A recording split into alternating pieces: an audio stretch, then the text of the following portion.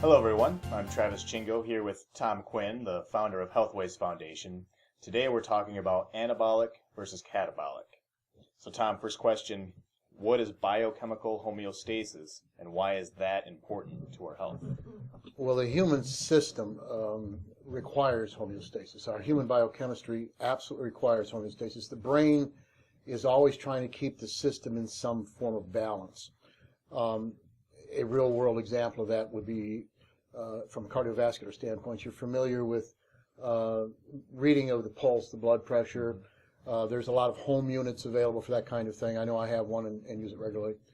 The fact that you take a reading of your blood pressure, the systolic and diastolic blood pressure and pulse, if you were to take that again immediately following the first reading, you'd get a different reading. Your pulse would be different. In all cases, your systolic and diastolic would usually be different as well. And if I took another reading moments later, I would still get a third reading that would be different. So you can see that the brain is always trying to keep a balance within the system. And there are many different kinds of balances depending on the organ system involved. But with this example, you can see that we're always trying to maintain something within a given set of parameters. If we go too high on our blood pressure, we obviously see a red flag. We go too low, we see a red flag. So there's a modicum of experience that we're looking for, but within there will always be fluctuating because our condition, our situation is always different. So our brain and our body and our biochemistry will always try to maintain a balance, and that's what's known as homeostatic balance. Gotcha. Okay. What homeostatic mechanism controls our daily biochemistry? Well, if we get away from the individual mechanisms like cardiovascular, then you'd have these kinds of mechanisms throughout all organ systems of the body. If you get away from all of those and look at everything from a full body perspective, full body health, then the two major forces you'd be looking at would be anabolic versus catabolic. An anabolic condition in the system builds up. It's something we're very familiar with from youth on. As a child, we see that child growing all the time, getting bigger, getting heavier, getting wiser and smarter and prettier and everything else that goes with it. So we see the anabolic process build the human being. The catabolic process is something that we don't think much about until we get older, because that catabolic process predominates with age. It's a chronic condition that begins a degenerative process. So catabolic builds up with youth and into our young adulthood, and catabolic begins tearing that system down. Now, those two forces are present in us at all times, whether we're young or whether we're old. Those are the balance mechanisms for our overall full body health. And it just so happens that our genetic forces and the vibrance of youth are predominant by anabolic conditions. The catabolism of older age is something that predominates because of a degenerative condition. So when we look at anabolic and catabolic as governing forces in our body, we can get a good sense of what we're talking about by looking at youth versus older age, even though those mechanisms exist in us at all ages, so to control us. So when we look at anabolic and catabolic, and over time we look at this chronic degenerative condition, we also begin to look at a disruption in that homeostatic balance. It moves from one to another, and it moves us away from what we really like in youth to what we have in older age, always wishing we could have that youth back. Right.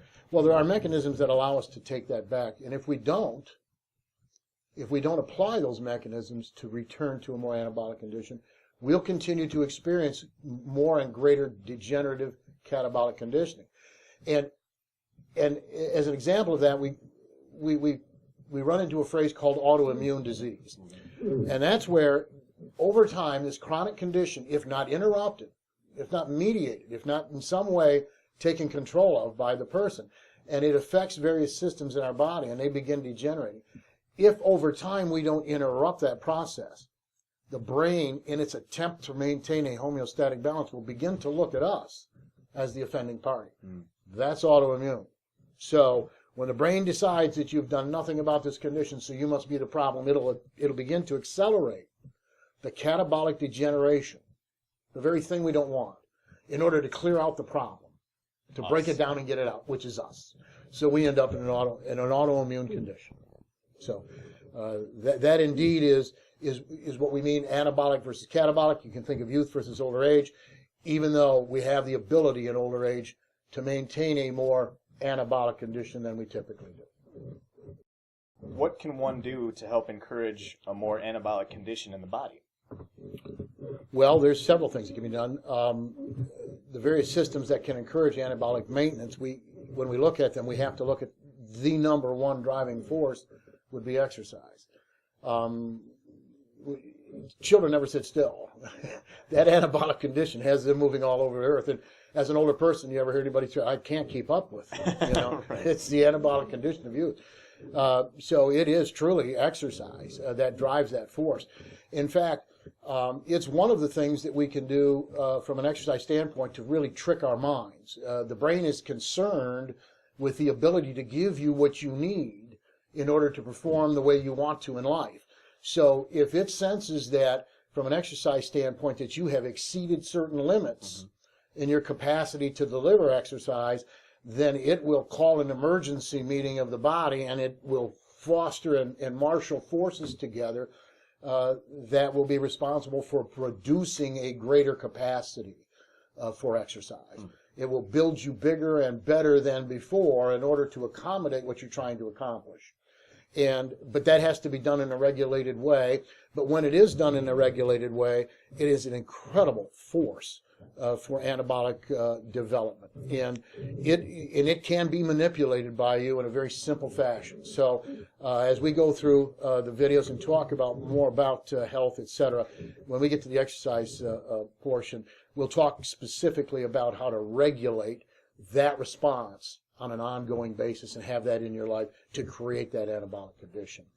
So exercise is without a doubt the major driver. I call it the great normalizer in life, because if you apply it properly, it defies anything else that's happening, and it makes everything happen a lot better. So I call it the great normalizer.